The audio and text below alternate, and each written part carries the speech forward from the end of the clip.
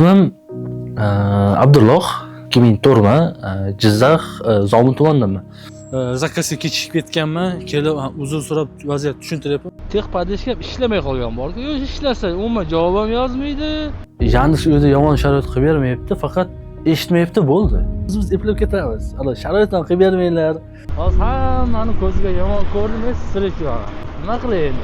Oylab ishlamas ekan u. Ishlasa bir eng chizam, eng baquvvatli bir hafta ishlar ekan. Men telefon qilaman, pulni tashlab bersin. Siz 4 soat, 5 soat ofisga borib, o'sha yetishingni ana qilganingiz yaxshimi yoki tinch kanaliga chiqib bir 2 soat siz yetishni topganingiz yaxshimi? Qaysi bir? Shunaqani yoqimsiz jarimada. O'sha avariya bo'lganman. Eng ko'p pul o'tirganim o'sha. Eng zo'r joy endi bekat qo'sh kerak bo'ldi. Hozir qanchadir miqdorda jarima yozadi degan. Qaramaysizmi sal? Oxirgi bir necha yilda O'zbekistonda kuryerlar shahar hayotining ajralmas qismiga aylandi. Ovqat buyurtma qilish deysizmi, nimadir yetkazib berish deysizmi, kuryerlarsiz bu narsani tasavvur qilib bo'lmaydi. Onlayn savdoni yurishda ham kuryerlarning katta hissasi bor. O'zbekistonda kuryerlik so'nggi yillarda alohida kasb sifatida qarala boshladi. Onlayn savdo, yetkazib berish xizmatlari va marketplacelar paydo bo'lishi bilan bu soha keskin kengaydi. Avvallari kuryerlik vaqtinchalik ish hisoblangan bo'lsa, bugun u minglab odamlar uchun asosiy daromad manbai. Zoom, Yandex kabi platformalar minglab insonlarni ish bilan ta'minladi. Endilikda ular o'zlari istagan vaqtda istaganicha ishlashlari mumkin. Ammo bu ish tashqaridan ko'ringandek osonmi? Biz buyurtmani 30 daqiqa kutamiz xolos. Kuryer esa bu 30 daqiqada tirbandlik, ob-havo, odamlarning kayfiyati va vaqt bilan kurashadi. Bugun birinchi ko'rsatuvimiz qahramoni ham ana shunday kurashchilardan biri. Bugun sizlar bilan kuryerlar hayotiga batafsil yondashamiz. Xo'p, assalomu alaykum avvalambor. Xo'p, ismim Abdulloh, 2004 Jizzax Zomin tumanidanman.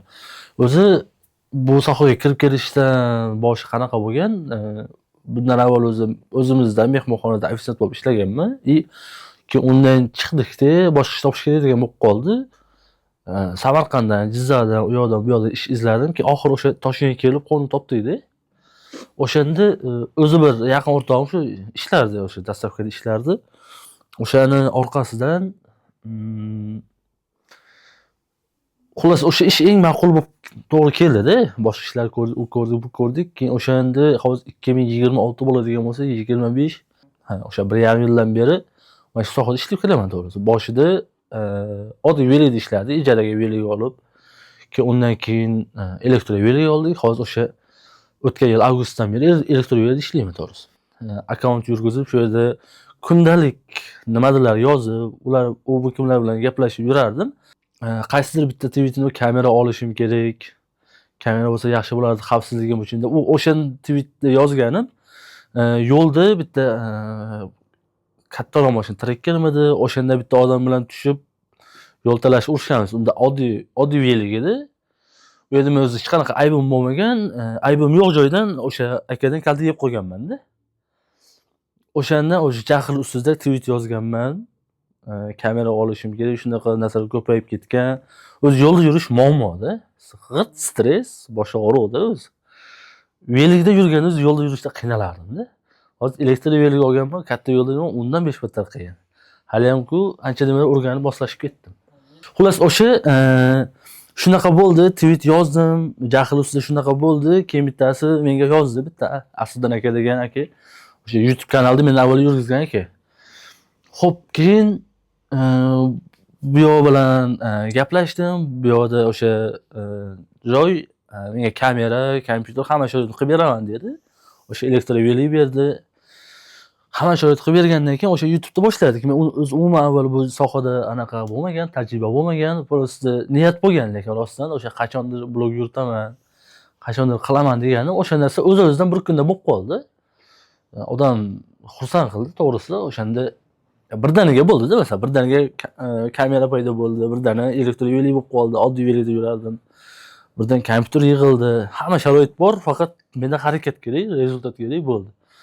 Xullas o'sha tavakkal, endi qo'ldan kelgancha harakat qilamiz deb boshladik. Shunaqa davom etib keldi-da, hozir YouTube'da 7000 oshiq, 7300 dan oshdik. Instagramda kamroq. Endi hozir stabil harakat qilish boshladik-da. Hozir oxirgi 15 kun ichida sal jiddiyroq qarab Avval faqat o'zim ishlardim, unaqa ko'p kuchim yetmayotgandi. O'sha hozir jiddiyroq hozir Instagram 3-4 kundan beri har kun video qo'yapman, anaqa zo'r. Ko'rishlar, yozganlar juda yaxshi. Oddiy velida yurishda ham, mana elektr velida ham yuradigan bo'lsak, masalan siz aytgandek bo'ya Qidir yo'lidan yursak ham yoki Qidir yo'li yo'q joydan yursak, piyodalar gapiradi, yo'ldan yur, bu yer sen yo'l emas. Nimadir qilib qo'ysangiz, o'sha topolgan gap shu katta yo'ldan yur. Katta yo'ldan yursangiz, o'zarcha qisib o'tib ketadi, uni ichkaridan yur. Yo o'z anaqada sarsonda, o'sha velikdagi ham, masalan o'zim elektr velik haydaydigan bo'lsa, elektr velikdagilar ham rostdan sarson. Keyin o'z umuman olganda men o'zim ham qoida buzmasdan yurishni tarafdoriman. O'zi iloji boricha qoidaga amal qilib yurish kerak, to'g'ri. Lekin sharoit bo'lmagandan keyin qiyin-da.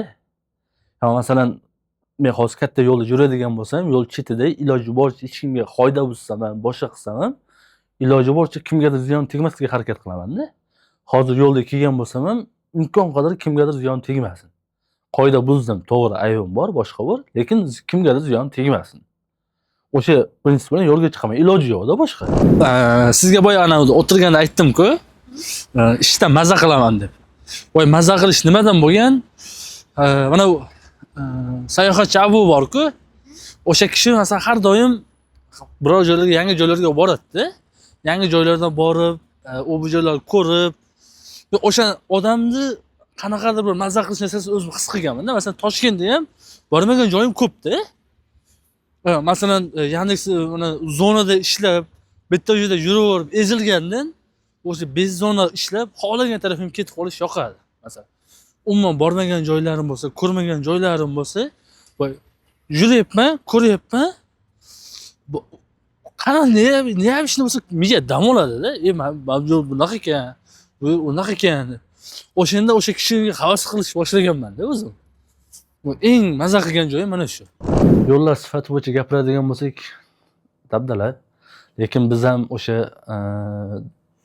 daromad to'laymiz, boshqa qilamiz. Yo'ldan yurishga haqqimiz bo'lmasa, haqqimiz bor deb o'ylayman.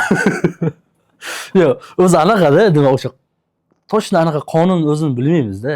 Hali chala-da. To'liq 100% hammasi chiqmaganda. Menimcha shunday, agar bir yurist bilan o'tirib anaqa qilsa, balki adashayotgan bo'lishi mumkin. Lekin aniq bilaman, bir kamchiliklari bor. O'sha boyagi qizildan yo'l chetida yurmasdan, qizil yo'lida turganda yo'l chetida yuradigan bo'lsam, ushlagan bo'lsa, o'shanda katta ehtimol bilan nimadir asos bilan yozmayapti-da ular.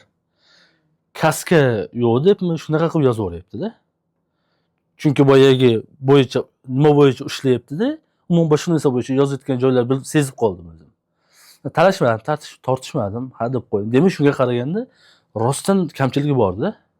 O'sha qoidalar bo'yicha to'liq ishlab chiqarilmaganda.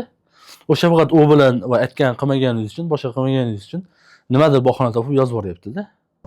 O'sha avariya bo'lganman, eng ko'p pul o'tirgani o'sha. Ko'rgan bo'lsangiz. 7.2 million ko'ringan YouTube'da. 18 sekundlik video. Spark'da bor urganman. Spark ketib qolgan, qochib ketib qolgan. Qochibman, xullas, ayb seni deb ketib bordi-da. U to'xtab turdi-da, o'shanda ozgina anaqa ma'lumot berib ketay. Kommentda ko'p yozganlar bor. To'xtab turdi, men bemalol ketayotgandim-da. Yaqinlashgan joyimda yurib bordi-da.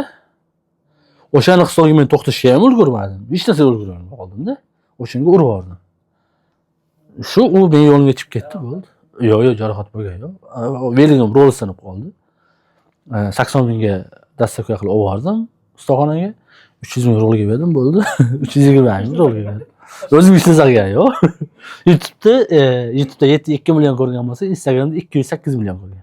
O'sha ko'pchilik o'sha avariya bo'yicha taniydi. Chunki nima yerda bola qilsa, men avariya ko'rganman deydi. Lekin prosvat kattasi o'sha. Keyin ana monetizatsiya deydi va o'sha eng ko'p pul olib kelgan. 18 sekundlik video, mencha bir $30 pul olib keldi o'sha. Videoga olish jarayoni oson. Baribir faqat ana xalaqit bermasa, men kaska taqadigan bo'lsam, kaskani oldida turadi kamera. O'sha ko'zimni ko'rishga sal qiynalmasam, keyin rolga qo'yib qo'yaman. O'sha men ustunligim o'sha kamera 360 olishida. o'sha 360 olganligi uchun men kadrni xohlagan kadrni tanlab anaqa qila olaman. Xohlagan joyimga burib anaqa qila olaman, kompyuterda o'tirib montaj jarayonida. Qiyin emas. Videoga olish faqat o'sha noquliyligi o'sha kaskada turganda, o'sha kaskaga baribir og'irlik bo'ladi, ko'z ko'rishim yaxshi bo'lmaydi. Shu faqat gapirganda ham nima?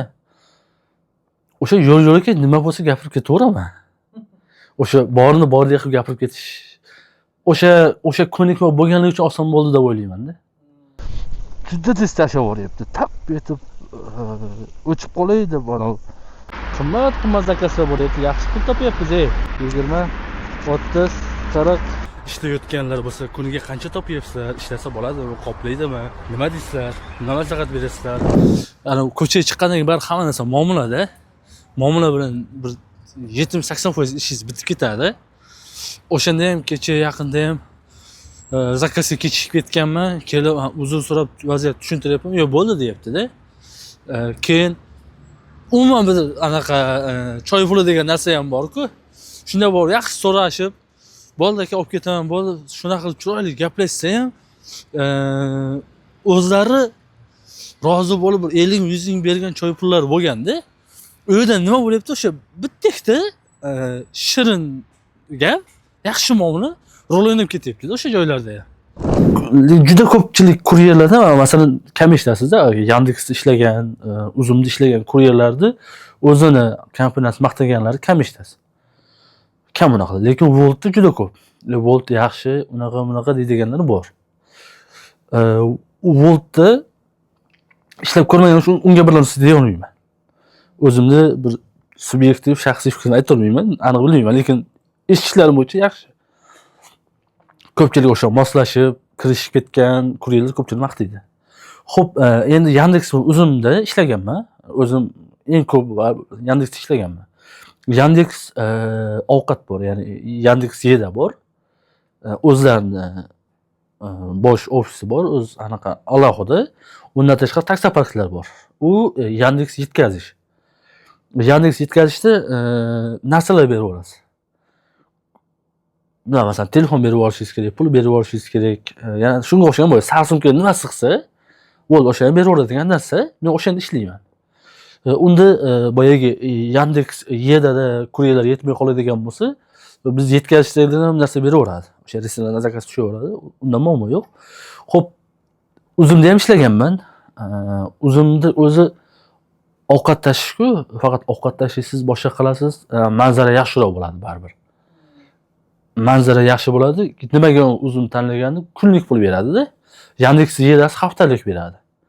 O'sha kunlik yaxshi deb Uzumda bir ishlashga harakat qildim. Qanaqadir bir tushunarsiz jarimalar bo'ldi. Keyin uni bildim, sababini. Keyingi qilgan jarima g'alati. Uni isbotlab bersa ham bo'lardi. Endi qanaqa jarima qiladi? 70 ming jarima-da. Siz 4 soat, 5 soat ofisga borib, o'sha 70 mingni qilganingiz yaxshimi yoki tinchkanaga chiqib bir 2 soat ishlasiz 70 ming topganingiz yaxshimi? Qaysi bir? Shunaqani yoqimsiz jarima-da. Orqasiga sizga arzimaydigan jarima-da, tushunyapsizmi? Yandex o'zi yomon sharoit qilib bermayapti, faqat eshitmayapti bo'ldi. Masalan, menda nimadir muammo bo'ldi. O'sha muammoni hal qilishim kerak. Yandexda yordam so'rasam yordam bermayapti-da, bo'ldi. Men qaysidir ma'noda bu Yandexda aytlash xato deb o'ylayman-da. Yo'q, o'z umuman olganda odam o'zi hal qilsa bo'ladigan narsa-da. Masalan, har qanaqa bu prosta Yandex sizga ish beryapti, bo'ldi-da. Uzumda shunaqa bo'ldi. Juda bir kameralarga ham tushirilgan. O'sha smena olganman. Smenam bekor bo'lib ketganda boshqa vaqtga smenalar qo'yilib qo'ygan. U smenaga chiqmaganman. Ikkinchisiga ataylab chiqmadim. Birinchisiga bilmay qo'yganman. U smena qo'yilganini men ixtiyorim bilan qo'yilmaganda u. O'zidan o'zi qo'yilib qo'ygan. Men hayronman, qachon undan avval o'zim rejalashtirib olgan smenam yo'q. Bekor bo'lib ketgan o'zidan o'zi. Kamera videoga tushgan, boshqa bo'lgan. Chatga yozsam, shunaqa isbotlab bersangiz, anaqa qilamiz degan gaplar qildi. Bor edi, dedim. Keyin o'zi niyatim o'sha milliy brend bo'lganligi uchun, o'zi milliy bo'lsa kerak. O'sha milliy bo'lgani uchun o'zimizga o'taylik. O'zimizga anaqa qilaylik, tem bo'lib manzara ham yaxshi bo'ladi deb harakat qilgandim. Yo'q, o'sha ko'nglim qolib ketdi-da. Voy, o'zi topgan pulim 150 topganman. 75 ming jarimaga ketib qolgan. 75 ming qolyapti-da. Yana 11 soatmi ishlaganman, 10 soatmi ishlaganman. Shu eng yaxshi mijozlar menimcha o'sha vaziyatni odam bir-birini tushunishi deb o'ylayman. Bundan yaxshi klient bo'lmasa kerak u. Yana ham bilmadim lekin. O'sha eng yomoni o'sha qo'pol muomala, boyagidek shoshmasdan, anaqani tushunmasdan, mana bunday muomalaga ko'nmaydiganlar bo'ladi-yu. Kelishsa bo'ladi-da. Avval diplomatiya qilib, hammasini kelishsa bo'ladi-da. Shu muomalani tushunmaydigan klientlar bilan ishlash qiyin o'zi rostdan. O'zi ishda masalan hozir kuniga chiqib 20 ta zakaz qiladigan bo'lsam, 20 ta hammasi narsa tashiydigan bo'lsa, bir 40 ta odam bilan muomala qilaman deganda bir kunda. Eng ko'pida-da endi u. O'rtacha kamida 20 ta odam bilan muomala qilasiz-da har kuni chiqib.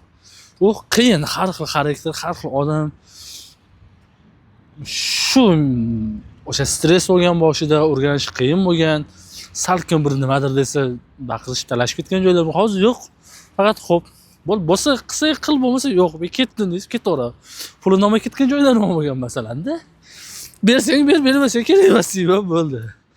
Bu yerda shuncha pulim to'layotgan, orqamdan telefon qilib, "Men adashgan ekanman, u bo'lgan ekan" deb katta tashib berganlari bo'lgan masalan.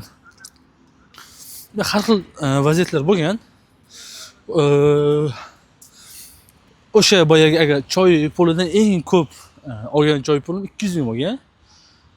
Anaqada City Malldan Papa John'sda pizza oldim, chiqdim. Joylashuvni noto'g'ri qo'ygan. Yo'lda ketayotib, yo'ldagi joylashuvni qo'yib qo'yganda, buyurtma qilayotganda. Keyin undan men shatorovka berishim kerak bo'lgan. Biroz olib kelib berdim. O'shanda bo'ldi zo'r deb 200 ming bergan o'shanda. Eng ko'p shu. O'zi o'rtacha shu 50, 100, 200 minglar o'zi ko'p. Unaqalarning soni ham kam. Eng ko'p beriladigan bo'lsa choy pulilar 15-20 mingda. O'zi bitta mijoz hamma buyurtmaga shu 5 ming, 10 mingdan qo'yish bo'lsa o'zi zo'r degani. 20 tadan bir 10 tasi qo'yish bo'lsa o'zi narsa bo'lib qoladi. Kuryerga o'zi cho'tka bo'ladi o'sha ham. Faqat yaxshi topaman degan odam o'sha kuryerlar asosan xuddi masalan davlat ishida ishlaysiz-ku, davlat ishida yoki biror bir xususiy sektorda ishlasangiz ham soati bo'ladi-yu, bir 8 soat, 10 soat ishlaysiz, shunaqada chiqib. Bu kuryerda ham o'sha ma'lum bir kuniga bir 8-10 soat ishlaysiz, yaxshi topasiz. Boshqa ko'pchilik mana shu qatordagi turadigan ko'pchilik kasblarga nisbatan ancha yaxshi topasiz-da. Bu taraflama qulay, faqat unda haqiqatan ishlayman deganlari bor-da. O'shalar yaxshi topadi. Bu siz aytgan sujetlar har zaman chiqadi, reytingi ham unaqa baland bo'lmaydi, unaqa ko'p ham buyurtma ola olmaydi, unaqa qimmat narsa ham ola olmaydi. O'shaning hisobiga unaqa ko'p pul topa olmaydi. Mana men o'zi videolarimni ham ko'radi-da, ko'pchilik aytadi, "Men unaqa topa olmayapman-ku, bir nimalar bo'lyapti, siz qanaqa topyapsiz?" Har kun chiqish kerak-da. Har kuni kamida 8-10 soat ishlash kerak. Yaxshi topadi. 10-15 milliondan topib yurganlar bor. Men o'sha hozir dekabrdan beri har kun chiqyapman. O'shandan beri kecha 2 kun chiqmabman. 3-yanvar chiqmaganman, kecha 2 kun avval chiqmadim. O'shandan beri hozir menga ishonmaganlar bo'ldi-da, men quruq gapni aytayapman-ku. Topyapti deb o'zim ko'rsatmayapman. Keyin hozir o'shandan beri har kun ishga chiqyapman. Mana shu yanvar oyini ko'rsatmoqchiman o'sha oyiga qancha topganimni. Hozir avval o'sha bir oyda topadigan pulimni kecha har kun chiqib ishlagan 15 kunda topibman. 6 million bo'lgan. 15 kun. Hozir bundan buyon yana 15 kun ishlaydigan bo'lsa, bu kun sovuq bo'lib qoldi, menimcha sal qiynalaman u. Men faqat ana yurist bilan gaplashib, boshqa qilib o'sha qonuniy taraflarni ham qilib chiqmoqchimiz. O'shanga faqat jiddiyroq qarab bir kun chiqaramiz. O'sha qilsa, men masalan 15 minglik buyurtma oladigan bo'lsam, 3% taksa park oladi. 13% Yandex o'zi oladi. Biru 3% qilsa soligiga ketadi o'sha. Qo'shimcha qiymat solig'i deyiladi. Shunga ketadi. Hozir 13, 16 19-20 bo'lyapti-da. Bu yoq. Ha, uni 20% xolos nimalar qilsa unga aqli yetmaydi hozir. Ko'chada bitta aka ko'rib qoldim, tanishdik, gaplashdik. O'sha qiynalib, ishda hali o'rganmagan, yaxshi tushunmay ishlab yuribdi-da. Jarimaga tushgan, topgan puli o'zini boyagi oddiy velikni ijaraga olgan bo'lgan. Velik ijara, qo'ldagi telefon kredit bo'lgan. O'zi kvartirada turadi. Qanaqadir bir qorovul nimadir bo'lib ishlar ekan. O'sha ishidan tashqari kuryel ko'p ishlar ekanda. O'zim umuman olganda ko'pchilikka tavsiya qilmayman-da. Ishdan tashqari qo'shimcha ish sifatida ishlashga yoki nima desa, o'qishdan tashqari ishlashga-da. Yo agar shundan keyin ishlayotganda daromad o'zingga yetarli bo'lsa ishla deyman-da. Lekin undan alohida ishlab bir qanaqadir yaxshi summa qilib bo'lmaydi-da, umuman olganda. O'sha akaga tavsiya qiluvdim, yo ishlasangiz butunlay hamma sharoitingizga bu ishni qiling yoki o'sha naryoqda qorovulligingizni qiling, iloji bo'lsa o'zingizni qiynamang. Bu hamma narsa ijara-da u yerda. Agar yo'q bu hammasi qiladigan bo'lsangiz, har kuni ishga chiqing, jarima qilmang, muammo qilmang. Sizni har bir o'tgan kuningiz sizni ziyoningizga o'ynaydi deyapman-da. U rostdan o'ynab qo'yadi ziyoniga. Chunki boyagi ijaralar kunlik hisoblanadi. Bu bir kun ishga chiqmadimi, uje uning ziyoniga o'ynab boshlaydi. Boya pul topilmaydi, boshqa bo'lmaydi. Jarimaga tushdimi, undan 5 martadan o'z ziyoniga o'ynab ketib qoladi-da. Shunaqa tanishlarning to'g'risi juda ko'p. Imkon boricha bu ishga jiddiyroq qarash, ko'pchilik jiddiy qaramaydi. Просто ishlayman, pul topaman, bir ikki oy ishlayman, bo'lib ketaman deydi. Ko'p men o'zim kuzatuvim bo'yicha bir 70-80% o'z maqsadiga yeta olmaydi-da. Yo, bir oy, ikki oy yaxshi pul topib, keyin bu ishni qilib ketaman, xom xayol. Birinchi o'sha, yo, rost ish yo'qmi? Bundan boshqa ish qila olmaydimi? Shu ishni qilish kerakmi? Bo'lsa jiddiyroq qarash kerak. Sharoit qilish kerak, dars ishlash kerak bo'ldi. Sharoit qilish kerak birinchi o'rinda. O'sha velikdamisiz yoki oddiy velik bo'lsangiz, o'sha oddiy velikda ham boshlanishga bo'ladi. Odam qiynalib qoladi-da faqat.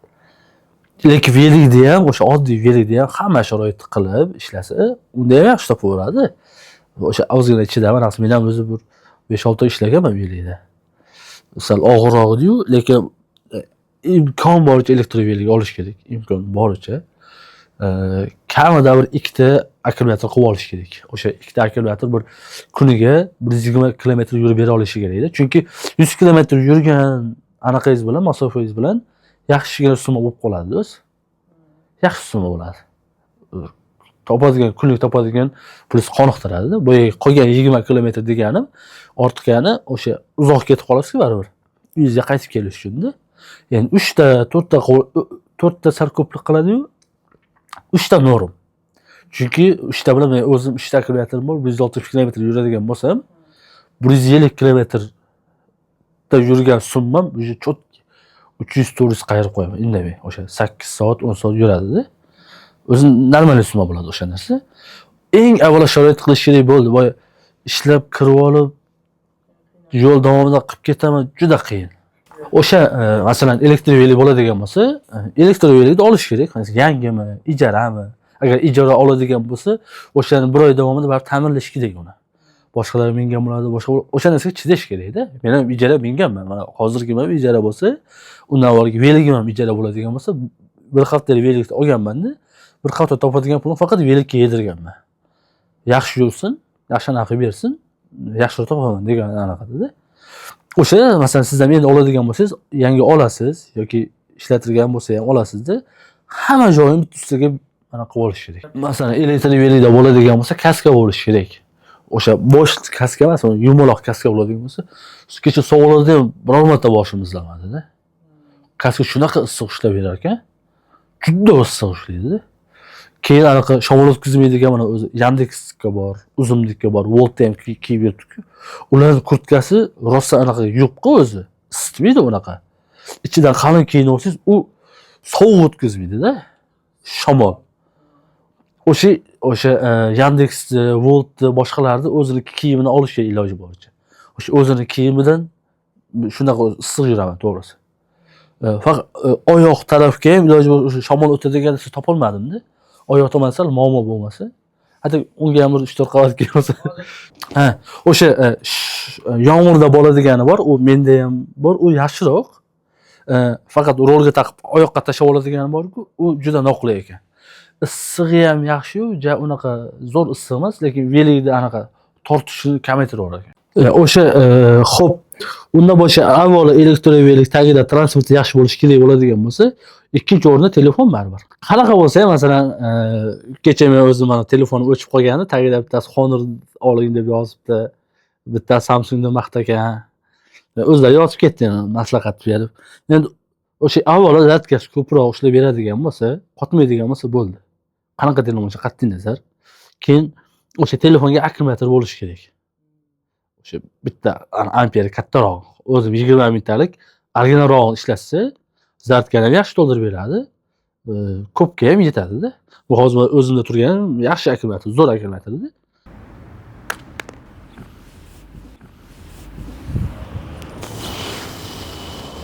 Yanasindi buyurtmani qanday yetkazib olib boraman? U ham mayli, telefonga pulni qayerdan topaman?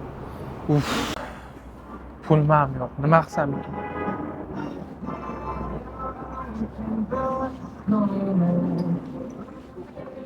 Texnomart. Arzon narxlar yaxshilikka buyursin. Bitta uyni ko'rdim, shunda yoniga o'rsam bir kamida 20 ta anaqa turibdi-da. Elektrovelik, skuter, shunaqa Yandex, Volt uzun tiqilib yotibdi-da. Katta uy, juda katta uy. Hammasi turar ekan biriga. Bir kun o'sha kamera ko'tarib olsam bo'lar ekan. Hozir esimga tushib qoldi. Shunaqa joyda ikkita ko'rdim-da, keyin yana bitta joy qayerda hozir eslamayapman, lekin ikkita ko'rdim. Mavzu tanlaymiz-da, o'sha mavzuni u yoq bu yoqlardan yetarlicha ma'lumot olaman. O'z ma'lumot kamdan kam olaman. O'zim bilaman, o'sha bilganchalik, yana bilmagan narsalar bo'lsa deb surishtirib qilaman-da. Lekin ko'p holda topolmayman baribir. Xullas, avvalo o'sha videoni ko'rish kerak. Masalan, hozir o'sha blog yuritganimdan beri men direktga boshqa umuman javob bermayman-da. Chunki boshida qiziqib bitta-bittaga javob berdim. Haqiqat bir xil savol-da. Bitta savolni mana shu 3 oy, 4 oydan beri bir 100 ta odam beradi. Voy, YouTube kanalimni ko'r. Twitterda ham bittasi yozdi, hozir o'zi ko'rsa xafa bo'lmasin-ku. Keyin Twitterdan bo'lganligi uchun mayli deb erimay javob berdim-da. Keyin iloji boricha videomni ko'ring dedim. YouTube'da iltimos dedim. Keyin hop dedi-da, keyin birpas qayta Telegramga kirsam yana savol yozganda. Keyin YouTube'da ikkita shunaqa bor, piyoda bo'yicha. Piyoda ishlasa qanday bo'ladi deganda. Ikkita YouTube'da piyoda video shuni silkazonni o'ziga tashlab oldim, mana o'zi ko'rib ol dedi. O'zi avvalo YouTube'da shu maqsad shu. Videolarimni ko'rsin, qanaqa savol bo'lsa, nima bo'lsa, kirsin-da xulosasini qilsin. Qibray deb bittasi araq qilib qoldik, yo'ldamiz, gaplashib, o'shaman to'xtatib so'rab qoldi, o'sha siz bilasizmi dedi. Ha, menman deb qizil yonib qoldi, yurib ketdim-da. Keyin o'sha kommentariyada yozyapti-da, u haqida gapirganman, o'sha yerda tanib qoldi, shunaqa bo'ldi deb. Endi men uchun ana yangilik-ku narsa endi. Shunaqa deb gapirsam, keyin tagida yozibsiz-da, o'zi aka qoyil, ya'ni siz kibr deb o'ylovdim. Siz ishingiz bilan ketgan ekansiz deydi-da. U odamlar noto'g'ri tushunar ekan-da. U yerda ish bilan ketyapmiz, yo'ldamiz. Men to'xtab gaplashib turib qolmayman-ku. Ha. U o'sha yerda noto'g'ri tushungan ekan, keyin videoda gapirib ketganligim uchun o'zi xursand, keyin anaqa qilibdi-da.